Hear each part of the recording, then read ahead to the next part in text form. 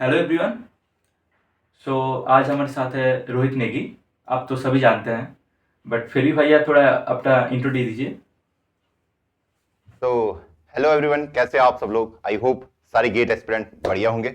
मेरा नाम है रोहित नेगी और मैं एक टियर 3 कॉलेज से था पहले। फिर 2020 में मैंने गेट एग्जाम दिया, वहाँ से मेरा एडमिशन हुआ आईआईटी गुवाहाटी में। फिर मैंने आईआईटी गुवाहाटी गया, वहाँ से मैंने अपना मास्टर्स किया और वहाँ से इंडिया का हाईएस्ट प्लेसमेंट क्रैक किया। और उसके बाद मैंने ऊबर ज्वाइन करी, वहाँ पे मैंने कुछ टाइम काम किया, 9-10 महीने। और उसके बाद अब मैं अपने स्टार्टअप पे फोकस कर रहा हूँ। यही मेरा एक छोटा सा इंट्रोडक्शन है। बहुत बढ़िया भैया। तो आप मतलब गेट के लिए जब प्रिपेयर कर रहे थे, कब ये चालू किया और कब सोचे कि मुझे हाँ अभी गेट के लिए प्रिपेयर करना है? ओके, देखो यार, जो ये वाली जर्नी ने मेरी, ये थोड़ी अलग है बाकी काफी जो मेजोरिटी ऑफ स्टूडेंट्स हैं। और शायद उस फेज में काफी बच्चे होंगे। ऐसा हाँ। होता है कि जब हम एक टियर 3 कॉलेज में होते हैं तो वहां पे हमें पता नहीं होता कि हमें करना क्या है जिंदगी में। हम्म। और तुमने भी देखा होगा अपने अगल बगल के मैक्सिमम बच्चों को, वो चिल रहते हैं, वो हाँ सोचते नहीं बहुत। है फ्यूचर का। तो मेरा भी वही हम्म। सीन था। फर्स्ट ईयर हो गया कंप्लीट, सेकंड हो गया, थर्ड ईयर हो गया, कंप्लीट हो गए। और उस टाइम में जब मैं कॉलेज में था तो हमारे कॉलेज में रैगिंग वगैरह ज्यादा होती थी। तो मैं उसी में ज्यादा रहता था कि रैगिंग करो, मजे करो, जिम जाओ। बस अच्छा। पढ़ाई से कोई वो नहीं था, ना था। अब हम्म। वहां पे क्या हुआ कि यार, जब मैं थर्ड ईयर मेरा कंप्लीट हो गया था, उस टाइम पे एक एग्जाम आता है टीसीएस का, उसको देने जाना था हाँ। मुझे। तो मैं हम्म। टीसीएस का एग्जाम देने जाता हूँ। और वहां पे पहले तो सेंटर में इतनी भीड़ रहती है। शायद वो हम्म। टीसीएस निंजा है या टीसीएस एनक्यूटी है, मुझे एग्जैक्ट नाम नहीं पता। और उसको हम्म। देने में दिल्ली आया था पहली बार मैं हम्म। उत्तराखंड से बाहर आया था। तो मैं ओके। जब दिल्ली आया तो मैं सेंटर के बाहर गया, मैंने देखा इतनी सारी भीड़ थी वहां पे। पहले हम्म। तो मैं भीड़ देख के घबरा गया। और अच्छा। मेरी सेकंड शिफ्ट में था एग्जाम। हम्म। तो मैं एंटर किया, तो वहां पे उन्होंने एक कोडिंग क्वेश्चन पूछा था हम्म। और बाकी एप्टीट्यूड थे। अच्छा। और मैं मैथ्स में पहले से अच्छा था, कि मेरे जो एप्टी का सेक्शन था ये अच्छा था। मैं ज्यादा हम्म। प्रैक्टिस ही नहीं करता था, फिर भी थोड़ा नेचुरली अच्छा था। हम्म। पर मैंने कोडिंग करी नहीं थी कभी कॉलेज में। जैसे तुमने देखा होगा ना टियर 3 कॉलेज का माहौल, कि सिर्फ हाँ सेमेस्टर हाँ हाँ। पास करने के लिए। तुम्हें पता ही है यार सेमेस्टर कैसे पास हो जाते हैं, जाओ हाँ वो पढ़ो, एक दो दिन लैब पहले में चीटिंग पढ़ हो लो। रही है। हाँ, वही वही वो सेम सीन हमारे साथ भी था। गजब बेइज्जती है। वहां गया तो वहां एक बहुत ही आसान कोड था, शायद तुम्हें सुन के भी ऐसी आएगी, प्राइम नंबर का क्वेश्चन था। और ओके। वो मुझसे बना नहीं, लॉजिक बन गया था मुझसे। ये नहीं अच्छा। कहूंगा कि मुझे पता नहीं है कि प्राइम नंबर क्या है जिस बंदे का एप्टी है। पर हम्म। वो मुझसे ना कोड में कन्वर्ट नहीं हो पाया। इसको हम्म। मैं कोड में कन्वर्ट कैसे करूं। हम्म। और भाई वहां पे बहुत ही वो हुई, बेइज्जती सी महसूस। देखा आपने लापरवाही का नतीजा है। हम्म। अब एप्टीट्यूड तो मैंने कंप्लीट कर लिया था, उसका मैं एग्जाम देके बाहर आया तो मेरे दोस्त वगैरह भी थे कुछ कुछ। उन्होंने कहा यार हमारा तो अच्छा गया। अब मैं सोच रहा यार मेरा तो कुछ बहुत ही बेकार गया। हम्म। फिर क्या हुआ कि उस वहां पे मैंने सोचा यार अब क्या करना है, अब घर तो जाना ही पड़ेगा। और जब मेरा बीटेक कंप्लीट हो जाएगा, बिना जॉब के घर जाऊंगा तो भाई बहुत ही बेइज्जती होती है। क्योंकि जो मेरे कजन वगैरह है उन्होंने भी बीटेक वगैरह, या फिर मेरे रिलेटिव वगैरह, उनमें से बहुत लोगों ने बीटेक करी थी। और ओके। सबका सेम ही हाल था कि भाई बीटेक करने के बाद जॉब नहीं मिलती और वो कुछ और हाँ। जॉब ढूंढते रहते मुझे अपने घर जाना है। हैं। और मैं सोच रहा था यार बहुत बेइज्जती हो गया अगर यही वाला सीन मेरे साथ हो गया। तो वहां पे मैंने डिसाइड किया यार अब मैं क्या कर सकता हूँ। अब मेरे पास ज्यादा टाइम नहीं है, 1 ही साल का टाइम है। हम्म। यहाँ पे या तो मैं जॉब की ओर जाऊँ या फिर दूसरी साइड जाऊँ।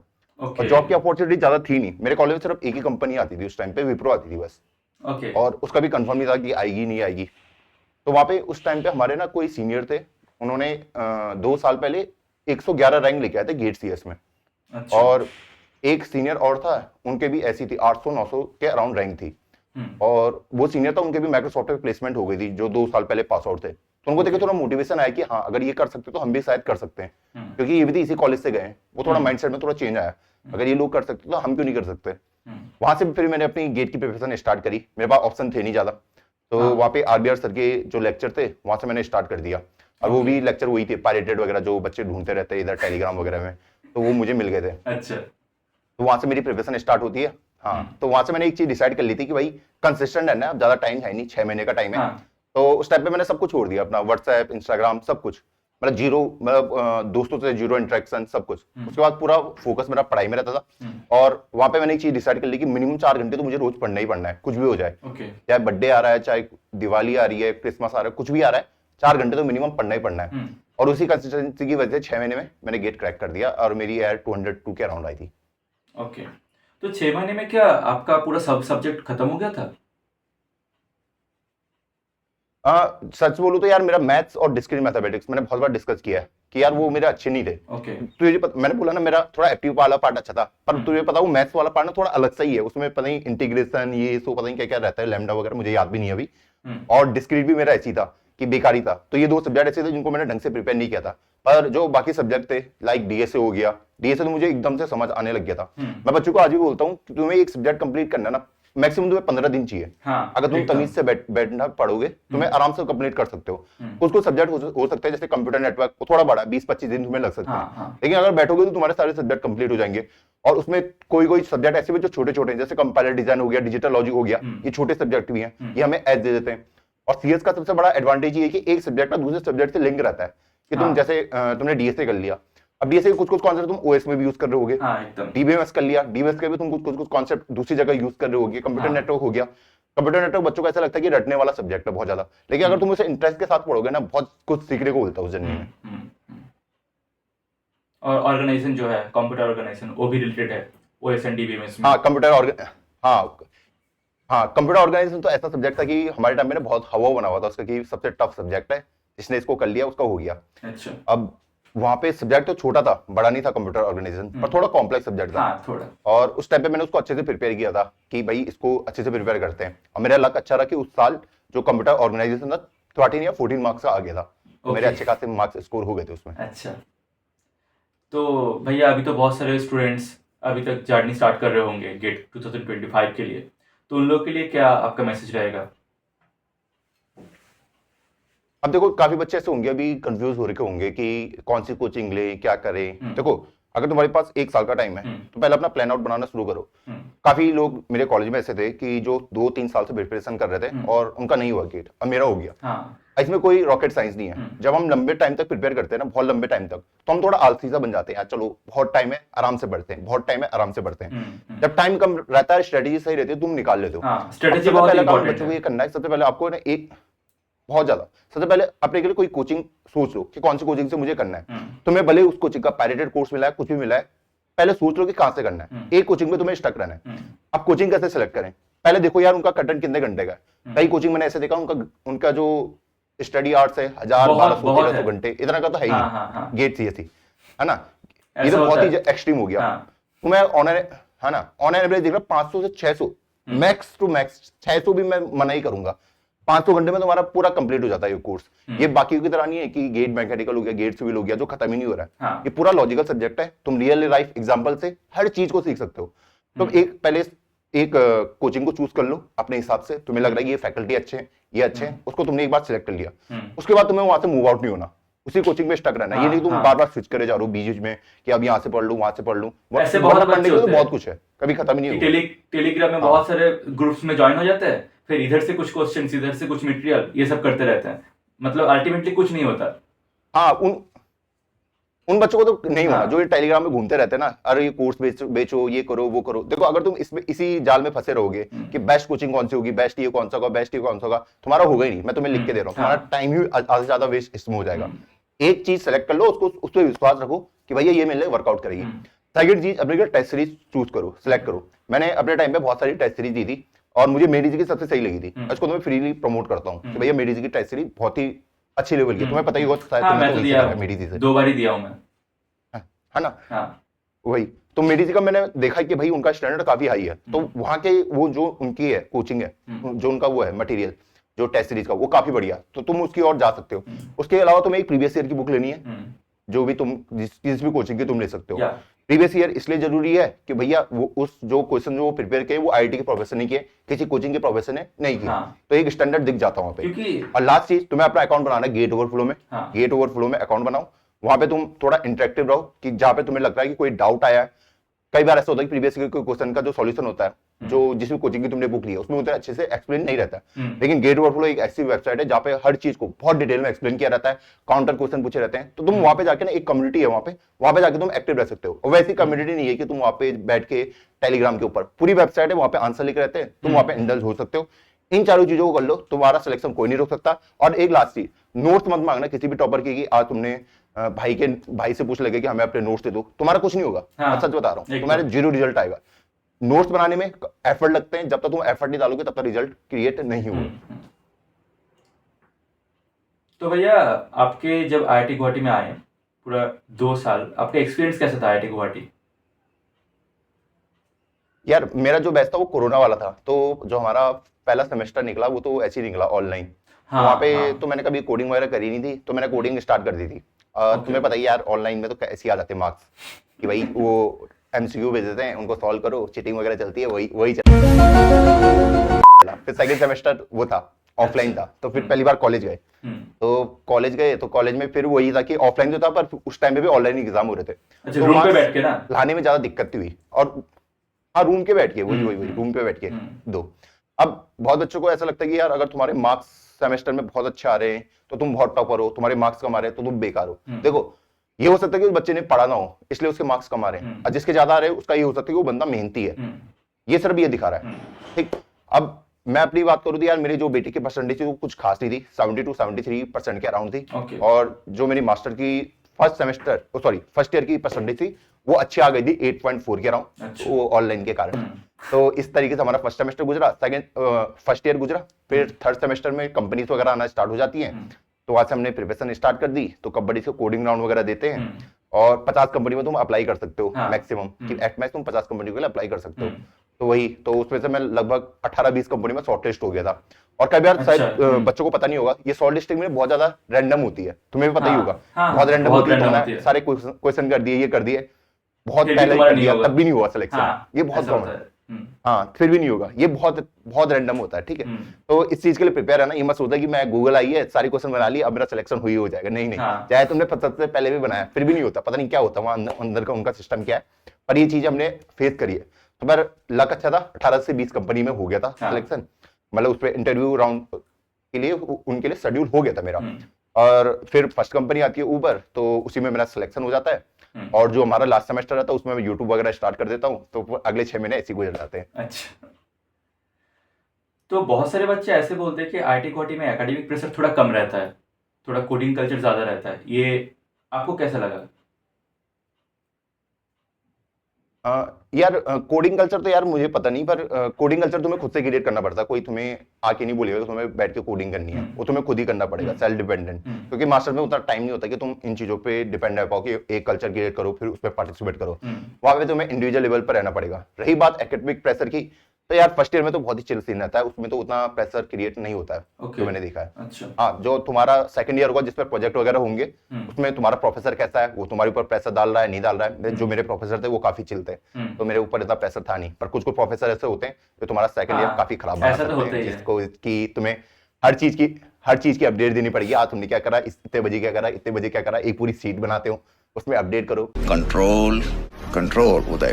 मतलब वो तुम्हारे लक के ऊपर है कि तुम्हारे कैसे फैकल्टी मिलेंगे। तो इसलिए सीजी पे अच्छा रखना, तुम्हें एक अच्छा फैकल्टी मिल सकता है। हाँ हाँ, वो तो फॉर्म फ्लोट होता है ना, मतलब आपको चॉइस देना पड़ेगा, ऐसे कुछ होता है ना आपके वहाँ पे भी? हाँ हाँ, वही चॉइस वही सेम रहता है। हाँ, वही है ना हाँ। कि अगर तुम्हारा सीजीपी अच्छा था तो CGPA तुम्हारा अच्छा सिलेक्शन होगा, का चांसेस हाँ, बढ़ जाते हैं। वो होता है। हाँ, तो भैया आप तो बीटेक में कोडिंग नहीं किया बोले, तो सिर्फ थियोरेटिकल नॉलेज था आपके पास, गेट का नॉलेज। तो ये 2 साल में क्या प्रिपरेशन किया एंड कैसे प्रिपरेशन किए? हाँ, देखो 2 साल नहीं 1.5 साल बोलेंगे हम इसे। हाँ, 1.5 ठीक है, साल, क्योंकि 1.5 साल। लास्ट सेमेस्टर तो वैसे ही रहता है ना। तो देखो फर्स्ट ईयर में जब हम आए तो वहां पे एक ही चीज था कि थ्योरी तो आती है, अब बैठ के कोडिंग करनी है, लगानी क्वेश्चन। और वो अप्रोच मेरी रहती थी कि मैं क्वेश्चन पकड़ा, उस टाइम पे मैं C++ से कोडिंग करता था। ओके। और वहां पे सबसे पहले तो मैंने वो सीखा एचटीएल वगैरह, स्टैंडर्ड टेबुलर लाइब्रेरी क्या होता है, उसके बारे में मुझे पता नहीं था। तो सबसे पहले मैंने वो सीखा, उसके बाद मैंने कोडिंग करना स्टार्ट कर दिया। अब जब वो कोडिंग जर्नी स्टार्ट होती है ना, तो मेरा तो एक वो चीज था कि भैया जीएफजी से मैंने स्टार्ट किया। मैंने सोचा था इसको मैं खत्म कर दूंगा, पूरा जितने क्वेश्चन होंगे लगा दूंगा। मैं उसमें विश्वास रखता हूँ कि पकड़ो खत्म कर दो। तो मैंने जब कोडिंग स्टार्ट करी तो यार इनिशियली दिक्कतें आती हैं कि जब तुम्हें थ्योरी पता है और लॉजिक क्रिएट, मतलब कोड लिखने चाहते हो तो काफी डिफरेंस क्रिएट हो जाता है। तो इनिशियल में वो दिक्कतें आती है कि तुम्हें लॉजिक आता है तो कोड में कन्वर्ट नहीं हो रहा। तो इनिशियल के जो 1-2 महीने थे उसमें मुझे ये दिक्कतें आती थी, लेकिन वो दिक्कतें टाइम के साथ धीरे धीरे दूर होती जाती है। जितना प्रैक्टिस करेंगे चला जाएगा, दूर हो जाती है, तुम्हें पता। हाँ, क्योंकि मेन वही होता है कि आधे से ज्यादा बच्चों के दिमाग में लॉजिक तो आ जाता है, कोड में कन्वर्ट नहीं कर पाते। तो उसको प्रैक्टिस करने में मुझे 2-3 महीने लग गए। ठीक है, उसके बाद मैं करता गया तो मेरे अराउंड 550-600 क्वेश्चन हो गए थे जीएफजी के ऊपर। तब तो मेरा अच्छा खासा लेवल हो गया था। उसके बाद मैंने इंटरव्यू पकड़ा, उसको भी मैंने पूरा खत्म कर दिया। उसमें 300 के अराउंड क्वेश्चन रहते थे। और लास्ट में मैंने लीड कोड को पकड़ा अपना डायनेमिक प्रोग्रामिंग सही करने के लिए, कि भैया मेरी डीबी अच्छी नहीं थी, मुझे ऐसा लग रहा था कि मैं कोड को रट रहा हूँ। मैंने भले प्रैक्टिस करी थी। कई बच्चों को ऐसा लगता है, एक ना सूडो कॉन्फिडेंस क्रिएट हो जाता है कि सॉल्यूशन बन रहे हैं, क्वेश्चन सॉल्व हो रहा है, लेकिन फिर भी कॉन्फिडेंस नहीं आता। वो इसलिए होता कि भाई हम क्या करते हैं, किसी क्रिएटर की वीडियो देख ली, लगता आ गया, पर वो आता नहीं है, वो सिर्फ हमने सॉल्यूशन रटा रहता है, उसके टाइप का एक थोड़ा सा ट्विस्टेड क्वेश्चन आ गया ना, हम फंस जाते हैं। और वही मेरे साथ हो रहा था। मैंने डीपी मैं उससे करता था, कौन सी अप्रोच होती है, वो टेबल वाली अप्रोच। तो टेबल से बना के मैं सॉल्व करता था, और वो बहुत ही बेकार अप्रोच लगती है मुझे सॉल्व करने की, क्योंकि हमारे टाइम पे वही सॉल्यूशन रहते थे। वो हाँ, ऑल ओवर द इंटरनेट, हाँ, टॉप डाउन वाली अप्रोच, कि भैया सारे सॉल्यूशन उसी से रिलेटेड रहते थे। तो भाई मैं टेबल बनाता था हर चीज के लिए, हर क्वेश्चन के लिए। कुछ टाइम बाद पता चला नहीं भाई, डायरेक्ट टेबल बनाओगे फंसोगे। पहले रिकर्सन से सॉल्व करो, वहां पे डीपी को इंट्रोड्यूस करो, और फिर जाके उसको टेबल में कन्वर्ट करो। मेरा पहले थॉट रहता था कि इसको टेबल में कैसे बनाओ और फिर सॉल्व करूं। वो अप्रोच कभी यूज मत करना, चीजों को अच्छे से पढ़ो। ज्यादा रॉकेट साइंस है नहीं डीएसए में, तुम्हें रिकर्सन वगैरह अच्छे से आगे अगर समझ, तो तुम्हारे लिए पूरी जर्नी स्मूथ जाएगी। तो बहुत सारे बच्चे तो अभी प्लेसमेंट के लिए प्रिपेयर कर रहे होंगे, तो आपको मतलब आप उन लोगों के लिए क्या टिप्स देना चाहिए कि कैसे प्रिपेयर करेंगे तो हो जाएगा अच्छे से प्लेसमेंट? ओके, देखो, जो भी बच्चे अभी प्लेसमेंट के लिए तैयारी कर रहे हैं, पहले अपना एक रियलिस्टिक गोल बनाओ। ये मत सोचो कि 2 महीने में, 3 महीने में, 4 महीने में कैसा मेरा प्लेसमेंट लग जाएगा, एक अच्छा पैकेज मिल जाएगा। वो नहीं होने वाला। मैं तुम्हें आज ही रियलिटी बता रहा हूँ। तुम अगर उसके पीछे भागोगे कि 4 महीने में मेरा अच्छा पैकेज लग जाए, मैं डीएसए भी सीख जाऊँ, मैं डेवलपमेंट भी सीख जाऊँ, ये भी सीख जाऊँ, कुछ नहीं सीखोगे। आधे से ज्यादा चीजें तुम रट रहे होगे, और उससे ना तुम्हारा कॉन्फिडेंस भी खराब होगा। एक रियलिस्टिक गोल बनाओ 7-8 महीने का कम से कम, कि भैया इस टाइम पीरियड में मैं प्रिपरेशन करूंगा और चीजों को डेप्थ में पढ़ूंगा। कई बार बच्चे ना ट्यूटोरियल हेल में फंस जाते हैं कि भैया वीडियो देख रहे हैं आराम से बैठ के, पॉपकॉर्न की तरह, अच्छा देख लिया, समझ आ गया। जैसे मैथ नहीं होती थी, अगर हम मैथ के क्वेश्चन को प्रैक्टिस ही करेंगे, मतलब लिखेंगे नहीं, देख के तो सब समझ आता है, पन्ना घुमाते जाओ समझ आता है। कई बच्चे ऐसे ही करते हैं, कोडिंग को देखते रहते हैं, अच्छा ये तो हो गया, ये भी समझ आ गया, ये भी समझ आ गया, लेकिन जब कोड लिखने जाते हो तब वो समझ नहीं आता। वो इसलिए होता है कि भैया हमने ना प्रैक्टिस नहीं करी रहती। तो इसलिए एक बढ़िया सा टाइम फ्रेम लो जहां पे मैं बैठ के पहले प्रैक्टिस करूंगा। तो पहले या तो तुम डीएसए चूज कर लो या डेवलपमेंट चूज कर लो। पहले उसको बैठ के 3-4 महीने एक चीज को दो, फिर जाके दूसरे में स्विच करो, या फिर दोनों को पैरेलली चलाओ। तब जाके तुम्हारी अच्छी खासी प्रैक्टिस हो सकती है। और फिर वहां पे मैं सेम चीज कहूंगा, एक रिसोर्स सेलेक्ट करो जहां पे तुम्हें लग रहा है कि क्वालिटी वाला है। अब क्वालिटी रिसोर्स कैसे सेलेक्ट करें, ये कभी उस क्रिएटर के पीछे मत भागना जो तुम्हें सिंटैक्स रटाने के लिए कोशिश कर रहा है, कि भैया एरे आया, एरे पढ़ा दिया, ये आया, ये पढ़ा दिया। उसके पीछे के लॉजिक को ढूंढना स्टार्ट करो कि एरे आया तो क्यों आया, पॉइंटर आया तो क्यों आया। जब तक तुम खुद से वो क्रॉस क्वेश्चन नहीं करोगे ना, तुम्हारे कॉन्सेप्ट कभी क्लियर नहीं होंगे। सेम मैं वेब डेवलपमेंट का भी पूछता हूँ, कोई आ रहा है तुम्हें एचटीएमएल पढ़ा रहा है, तुमने पढ़ लिया पूरा एचटीएमएल, अगर उसने एक साथ पढ़ा दिया तो भैया उसके क्रिएटर से पहले दूर हो जाओ, क्योंकि आधे ज्यादा वहां पे भी तुम चीजों को रट रहे होगे। ठीक है, तुम सीएसएस पढ़ रहे हो, क्योंकि मैंने भी देखा कि कई बार एचटीएमएल पढ़ते टाइम बच्चे क्लास आईडी ये भी सीखना शुरू कर देते हैं, उन्हें पता नहीं इसका इंप्लीमेंटेशन क्या है, उन्हें बहुत आगे जाके पता चलता है वो, अच्छा ये था। तो उस टाइम पे तो तुम उस चीज को रटी रहे हो, तो आगे जाके तुम्हें पता चल रहा है। तो चीजों को इस तरीके से पढ़ोगे, वो चीजें उस टाइम पे तुम्हारे लिए सेंस बना रही हो, और उसी जर्नी के दौरान तुम काफी कुछ सीख रहे होगे। ओके, ये मेरी एक वो थॉट प्रोसेस रहता है किसी चीज को सीखने का। हाँ, ये बहुत इंपॉर्टेंट बात आपने कही है। जो लोग भी प्रिपरेशन कर रहे हैं प्लेसमेंट के लिए, तो भैया का बात अच्छे से फॉलो करो। तो भैया आपका एमटेक प्रोजेक्ट कौन से डोमेन में था? यार मेरा एमटेक का जो प्रोजेक्ट था उसमें हमने एक फ्लेक्सिबिलिटी मिलती है कि तुम कौन से भी डोमेन में कर सकते हो। तो मैं मैक्सिमम बच्चों को ये राय देना चाहूंगा कि जब भी तुम अपना एमटेक का कोई भी प्रोजेक्ट चूज करो, तो उसको ऐसी टेक्नोलॉजी के ऊपर करो जो ट्रेंडिंग में हो। जैसे अगर आजकल एआई चल रहा है, तो उसके ऊपर तुम प्रोजेक्ट वगैरह को स्टार्ट कर सकते हो। तो उस टाइम पे हमारे टाइम पे ब्लॉकचेन चल रहा था, तो जो मेरा मेजर प्रोजेक्ट था वो ब्लॉकचेन के ऊपर ही था। वहाँ पे हमने एक वोटिंग सिस्टम क्रिएट करा था, जहाँ पे हमने नई तरीके से डिजिटल सिग्नेचर को इंट्रोड्यूस करवाया था। एंड ये एमटीपी का प्रोजेक्ट क्या मतलब आपको हेल्प किया था प्लेसमेंट के टाइम? हाँ, मेरा पूरा जो राउंड था उसका, जो हमारा प्रोजेक्ट राउंड होता है लास्ट वाला राउंड, वो पूरा उसके अराउंड चला था। वो काफी हेल्प करेगा, इसलिए मैं कह रहा हूँ कि भैया ट्रेंडिंग टेक्नोलॉजी में करोगे तुम्हें बेनिफिट मिलेगा। रिक्रूटर को भी लगता है कि अच्छा कुछ नया सीख के आया बंदा, चलो इससे रिलेटेड चीजों को पूछते हैं। तो अभी जो रिसेशन चल रहा है ना मार्केट में, तो बहुत सारे बच्चे का ये क्वेश्चन है कि अभी गेट के लिए प्रिपेयर करें या प्लेसमेंट्स के लिए ऑफ कैंपस ट्राई करें? यार अभी तो जॉब मार्केट काफी खराब हो रखा है और जॉब अपॉर्चुनिटीज बहुत ही कम है। तो यहाँ पे तो मैं आधे से ज्यादा बच्चों को ये राय देना चाहूंगा कि भाई अपनी जो तुम्हारी सिचुएशन है उसको एनालाइज करो कि तुम्हें क्या बेटर लगता है। अगर तुम्हारी कोडिंग वगैरह अच्छी है, तुम्हें प्रोजेक्ट वगैरह अगर तुमने ऑलरेडी बना रखे हैं, तो तुम ऑफ कैंपस जाओ। लेकिन अगर अभी तक तुमने कुछ नहीं किया, तुम बिल्कुल जीरो पे खड़े हो, तो आज से भी तुम्हें 1-1.5 साल लगना ही है। उससे बढ़िया तुम इसकी प्रिपरेशन करो गेट एग्जाम की, वहां से आईआईटी जाओ, वहां से तुम्हारा मेक श्योर हो जाता है काफी हद तक कि तुम्हारा अच्छा प्लेसमेंट लग ही जाएगा। तो भैया आपका उबर का थोड़ा इंटरव्यू एक्सपीरियंस थोड़ा बता सकते हैं, कितने राउंड्स था, कैसे क्या क्वेश्चन पूछ रहे थे? हाँ, तो जो हमारा उबर का राउंड था वो फर्स्ट वाला तो वही होता है कि पहले तो कोडिंग हाँ। राउंड कंप्लीट हो जाता है अपना, जो ये सितंबर अक्टूबर में। उसके बाद हमारा आता है इंटरव्यू राउंड, वो हमारा 1 दिसंबर को था, और वहाँ पे 3 राउंड थे। पहला राउंड तो वही फिर से डीएसए राउंड होता है, और उसमें वो क्वेश्चंस वगैरह पूछते हैं। और बहुत बच्चों को डाउट आता है कि क्या इंटरव्यू राउंड में भी पूरा कोड को लिखवाया जाता है, सारे टेस्ट केसेस पास कराने होते हैं? नहीं, सारे नहीं कराने पड़ते। आपको कोड लिखना पड़ता है, उसका लॉजिक समझाना पड़ता है, क्योंकि वो रिक्रूटर भी समझता है कि इतने टाइम पे शायद ये बच्चा फेल हो सकता है, पर वो देखता है कि मेन लॉजिक कि बच्चा क्या सोच पाता है, ये कर पाता है। तो मैंने वहाँ पे 3 क्वेश्चन सॉल्व कर दिए थे। एक मेरा बाइनरी सर्च का था, 2 मेरे ट्री के क्वेश्चन थे। उसके बाद मेरा जो सेकंड राउंड था वो आता था लो लेवल डिजाइन, ओके। और लो लेवल डिजाइन के क्वेश्चन थे, और टाइम सबका वही था, 45 मिनट के अंदर कंप्लीट करना था। तो लो लेवल डिजाइन के 6 फंक्शन उन्होंने बना के दे रखे थे, 5 मैंने कंप्लीट कर दिए थे, और फिर टाइम खत्म हो गया था। तो जो हार्ड वाले तो मैंने कंप्लीट कर दिए थे, बहुत ईजी था। उन्होंने कहा इसको रहने दो, थोड़ा हार्ड वाला अटेम्प्ट करो। तो मैंने 5 तो कंप्लीट कर लिए थे, और 1 बच गया था क्योंकि वो ईजी से था, टाइम कम पड़ गया था। फिर जो हमारा थर्ड राउंड होता है उसमें रहता है कि वो HR round plus project round, उसी के ऊपर चलता है। तो वो पूछते हैं कि आपको प्रोजेक्ट में किस चीज में इंटरेस्ट है, उसके अराउंड क्वेश्चंस। फिर उसी में एचआर के क्वेश्चन की भैया आज के बाद 5 साल के बाद तुम्हें कहाँ देखते हो, मतलब वही टिपिकल जो एचआर के क्वेश्चन रहते हैं। तो इस तरीके से हमारे 3 राउंड कंप्लीट हो गए, सारे राउंड 45 मिनट के थे। और उस वाली चीज में ना वो ज्यादा ये चेक करते हैं कि क्या ये बंदा सोच पाता है जो वो सोचने की कोशिश कर रहे हैं, इसके अंदर क्यूरियोसिटी कितनी है सीखने की, वो चीजें वो ज्यादा जज करते हैं इन तीनों राउंड में।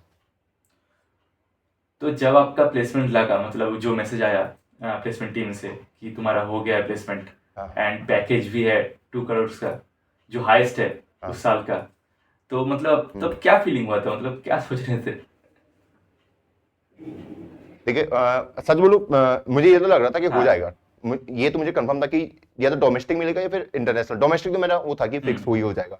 उसमें तो ये था कि इंटरनेशनल में ये था कि 50-50 था, हो भी सकता है नहीं भी हो सकता है, क्योंकि काफी बच्चे थे, बीटेक वाले बच्चे भी हमारे साथ कंपीट करते हैं। तो मैंने सोचा यार चलो प्लेसमेंट तो हो गया। मैं उस टाइम पे सुबह के ऐसे ही बज रहे थे 5-5:30 बजे, जब मेरे ये सारे राउंड कंप्लीट हो गए थे। उसके बाद मुझे नींद नहीं आ रही थी। मैं सोच रहा था यार पहले रिजल्ट आएगा फिर मैं सोऊंगा, अगर नहीं होता तो फिर नेक्स्ट वाले स्लॉट पे बैठना पड़ता, अगर नहीं होता वो भी चांसेस थे। भैया तो अराउंड 7। हाँ, सुबह खत्म हुआ था, मतलब वो स्लॉट 2 था, मतलब डे 1 स्लॉट 2 में था क्या? नहीं, डे 1 स्लॉट 1 पे था। 12 बजे शुरू होता है ना, तो सुबह 5 बजे तक खत्म हुआ था। 3 राउंड थे ना, तो वही, वरना अगर नहीं होता तो सुबह सेकंड वाले स्लॉट पे बैठना पड़ता, जो 8 बजे से स्टार्ट होता है। तो थोड़ा डर भी लग रहा था और थोड़ा वो भी था। फिर आता कि उसमें एक सीट रहती है जो क्रिएट होती रहती है, वहां पे आता कि उबर के नीचे मेरा नाम लिखा हुआ था, वहां पे लिखा हुआ था उन्होंने इंटरनेशनल, एक बच्चा बीटेक का था उसका लिखा हुआ था डोमेस्टिक। तो वही मैं तो पागल हो गया था उस टाइम पे, मैं तो बहुत खुश हो रखा था कि भाई क्या ये क्या हो गया, ठीक है। क्योंकि वो उस साल वही कंपनी आई थी जो इंटरनेशनल ऑफर लेके आई थी, और वो मुझे मिल गया।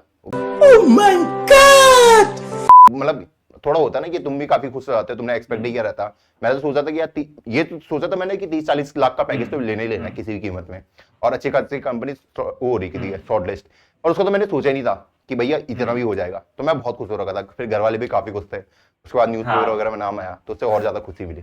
ओके, तो आपने तो लाइफ में बहुत सारे फेलियर्स फेस किया है ना, बीटेक्स में, क्लास 10 में, क्लास 12 में। तो ऐसे बहुत सारे स्टूडेंट्स फेल होते हैं जेईज में या क्लास 12 में। तो आप उन लोगों के लिए क्या मतलब मैसेज छोड़ेंगे कि उन लोग फिर से फेलियर को बीट करके फिर से गेट या कुछ प्लेसमेंट्स के जर्नी में फिर से आ जाए? देखो मैं ये नहीं कहूंगा कि जरूरी नहीं है उनको गेट में ही आना है, पर मैं उनको ये बोलूंगा कि पहले तुम अपने ना जो फेलियर के रीजन है उसको ढूंढने की कोशिश करो। क्या तुमने सारी मेहनत करी थी इसलिए तुम फेल हुए, या फिर तुम ऐसे ही फेल हो गए? जैसे मैं बात करूं 10th की, तो मेरा 7.6 CGPA आया था, वो इसलिए आया था मैंने उतना पढ़ा नहीं था। 12th में मैंने थोड़ी बहुत पढ़ाई करी थी तो मेरी 82% आ गई थी। सेम मेरा IIT में मैंने उतनी मेहनत करी नहीं, तो लगभग मेरा ऐसी आई थी 67-68,000 अराउंड की रैंक। तो काफी बार हमें ऐसा लगता है कि हम मेहनत तो कर रहे हैं लेकिन रिजल्ट नहीं आ रहा, पर मैक्सिमम टाइम अगर तुम रियलिटी को देखोगे ना बिग पिक्चर से, वहां पे यही दिखेगा भैया मैंने एफर्ट नहीं डाले जिस लेवल के चाहिए थे। तो मैं बच्चों को यही कहता कि अगर तुम उस लेवल के एफर्ट डालने के लिए तैयार हो तो तुम्हें रिजल्ट जरूर मिलेंगे। कुछ बच्चे हो सकते हैं, शायद 1% बच्चे जो बहुत ज्यादा एफर्ट डालते हैं और फिर भी उनका रिजल्ट क्रिएट नहीं होता।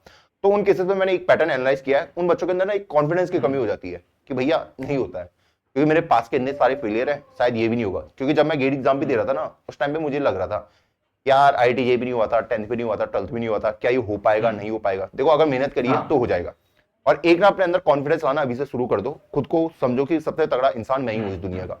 जब तो तुम वो वाली फीलिंग नहीं लाओगे ना कि भैया कि हाँ मैं ही हूँ, वो वाला अगर तुम्हारे अंदर आ गया तुम्हारे एक्शन भी वैसे ही स्टार्ट हो जाएंगे। तो वो वाली फीलिंग अपने अंदर लाओ, खुद को पॉजिटिव रखने की कोशिश करो, और ये मत सोचो कि आप पास्ट में फेल हुआ तो अभी भी फेल होऊंगा। तुम्हारा एक सक्सेस तुम्हारी पूरी जर्नी को बदल सकता है, और ऐसे बहुत सारे बच्चे हैं जो पास्ट में फेल होते हैं, एक सक्सेस मिलती है, तुम उसके बाद देखते हो कि ये बार बार लाइफ में आगे बढ़ते जा रहा है, ये पीछे नहीं आ रहा है। तो भाई वो सोच लो कि सिर्फ तुम शायद 100 बार फेल हो सकते हो, लेकिन एक चाहिए तुम्हें, एक बार तुम अगर सक्सेसफुल हो गए तुम्हारी लाइफ चेंज हो जाएगी। एकदम सही बात बोले भैया। तो भैया आपका तो पास आउट हो गया, 2 साल हो गया ना आईआईटी से, तो अभी आपको क्या लगता है आईआईटी गुवाहाटी या आईआईटी वर्थ इट था? यार सच बोलूं तो मैं जब पहली बार गया था वहाँ आईआईटी गुवाहाटी, मैं बहुत डिसअपॉइंटेड था। क्यों? मेरी AIR 202 थी, और मैं हाँ AIR 202 थी, और शायद उस रैंक के वाले बच्चे आईआईटी गुवाहाटी जाते भी नहीं है। मैंने भी नहीं सोचा था कि मैं वहाँ जाऊंगा, मैं सोच रहा था कि आईआईटी कानपुर जाऊंगा आराम से और वहाँ मजे करूंगा। और उस चक्कर में मैंने क्या करा कि मैंने बहुत सारे जैसे आईआईटी खड़गपुर हो गया, उसका मैंने फॉर्म ही नहीं भरा, इतना ओवर कॉन्फिडेंस था मैं, क्योंकि आईआईटी गुवाहाटी का पहली फॉर्म आ गई था, क्योंकि हमारा हर आईआईटी का ना फॉर्म अलग अलग करके भरना पड़ता है। तो आईआईटी गुवाहाटी का स्टार्टिंग में आ गया तो मैंने भर दिया था। उसके बाद उसके आ रहे थे आईआईटीज के, जैसे आईआईटी बॉम्बे का है तो वो तो मैंने भरा ही नहीं, मुझे पता होना नहीं है तो भर के कोई फायदा नहीं। आईआईटी का है मैंने भरा ही नहीं। आईआईटी दिल्ली का मैंने 50-50 चांस मान लिया, क्या पता हो जाए, ठीक है। तो एक आईआईटी कानपुर भरा मैंने, एक आईआईटी गुवाहाटी भरा, रुड़की भरा, और एक आईआईटी दिल्ली भरा। ये 4 ही मैंने भरे थे, और मुझे पता है इनमें से मेरा हो जाएगा। और आईआईटी कानपुर के लिए मैं मिक्स और था कि होगा ही होगा। रुको जरा, सबर करो। पर उस साल क्या हुआ कि वो लोग पहले कोडिंग राउंड कराते थे, और उन्होंने कोडिंग राउंड बंद कर दिए थे क्योंकि उस टाइम पे कोरोना का सीन था। अब उन्होंने क्या किया कि उन्होंने बोला कि 70% तुम्हारा ये होगा ग्रेड स्कोर, और 30% तुम्हारा ये होगा, ये तुम्हारी जो बीटेक की परसेंटेज है। मैंने कहा गया मैं, वो मतलब ऐसा हो गया था उस टाइम में कि 350 रैंक वाले बच्चों को मिल गया, मुझे नहीं मिला, और उससे ना बहुत गंदा दुख मिला। और फिर ये था कि आईआईटी रुड़की मुझे जाना नहीं था, उसका थोड़ा रिव्यूज वगैरह अच्छे नहीं थे, तो उस चक्कर मुझे आईआईटी गुवाहाटी जाना पड़ा, दिल्ली मिला नहीं था। तो मतलब क्या लगता है आईआईटी जाना मतलब आपके करियर का चेंजिंग पॉइंट था? हाँ जरूर था भाई, वो उसने मुझे एक अपॉर्चुनिटी दी जहाँ पे मैं काफी अच्छे अच्छे लोगों से मिला, जो ग्रो होने के लिए सोचते हैं, काफी अपने जैसे लोगों से मिला, और उनसे काफी हेल्प मिल जाती है, एक लाइफ का एक पर्सपेक्टिव मिल जाता है कि बड़ा कैसे सोचना है। तो वो आईटी वो चीजें चेंज करता है। डेफिनेटली अगर तुम अभी टियर 3 कॉलेज में हो, तुम्हें शायद एहसास भी नहीं होगा, इंफ्रास्ट्रक्चर बहुत बड़ी चीज है। अगर तुम्हें देखोगे ना आईटी वगैरह में, वहाँ का इंफ्रास्ट्रक्चर बहुत तगड़ा है, वहाँ का माहौल अलग है, ठीक है, खाना पीना अलग है। मेरे को बहुत ही बेस्ट है खाना पीना तो वैसे ही रहेगा, पर एक माहौल मिल जाता है वहाँ, ठीक है। तुम्हें लगता है कि हाँ मैं कुछ अलग जगह आ रखा हूँ, जो जो जो मैंने प्रीवियस में फेस नहीं किया, उससे मैं कुछ अलग देख रहा हूँ, ये देता है आईआईटी। ओके भैया, आप ऊपर के जॉब मतलब छोड़े क्यों कुछ ही महीने के बाद? बिकॉज बहुत सारे बच्चे ऐसा होता है ना कि अच्छा। जॉब थोड़ा तो करते हैं, उसके बाद सोचते हैं कि ये करूंगा वो करूंगा, बट आप बहुत जल्दी छोड़ दिए हो, मतलब क्यों?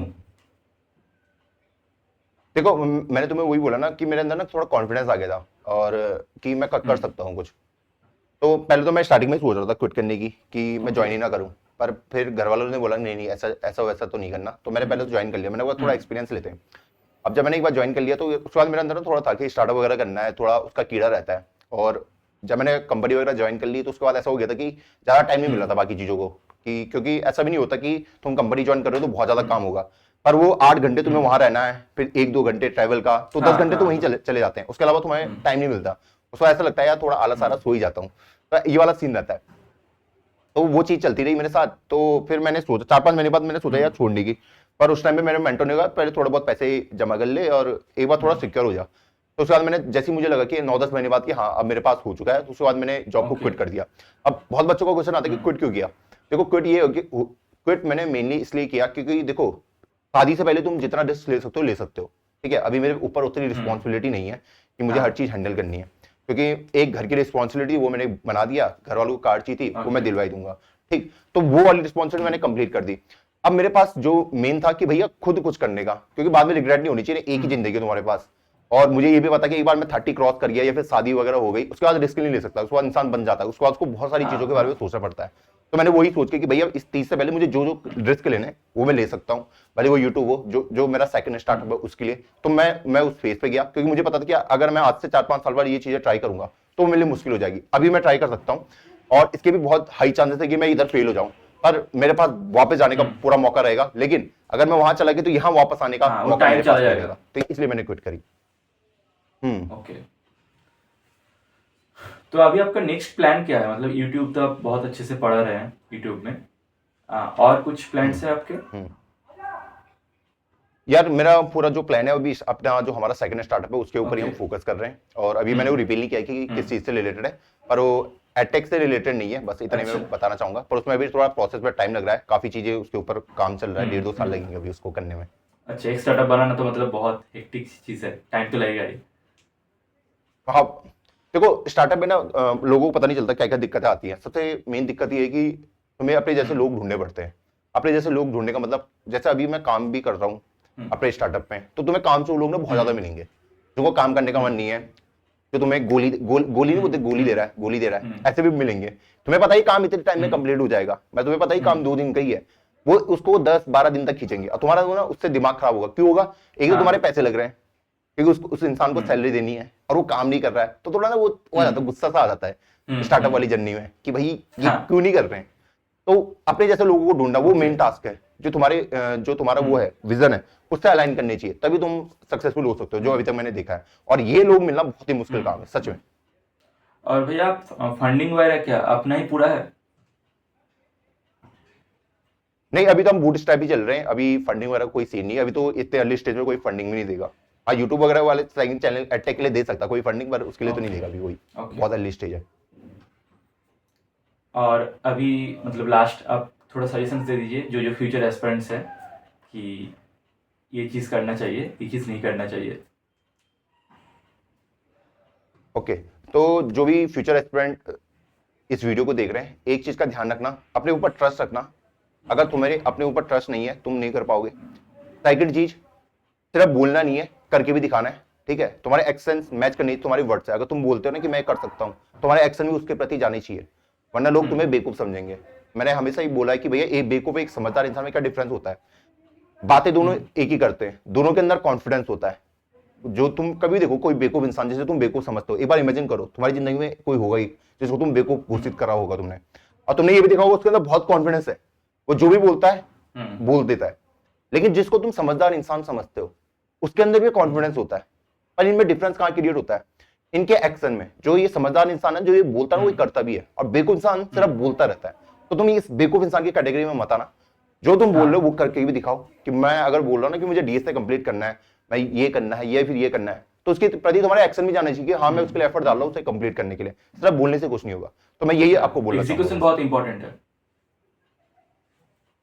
एग्जीक्यूशन। ओके भैया, थैंक यू भैया आपके टाइम के लिए। ओके ब्रो, थैंक्स भाई मुझे इनवाइट करने के लिए। आई होप बच्चों को काफी हेल्प मिली होगी आज की वीडियो से। कोई भी प्रॉब्लम हो तो मुझे या रोहित भैया को कांटेक्ट करो, मैसेज करो, लिंक्डइन में कनेक्ट करो, तो हम लोग आपको हेल्प कर देंगे।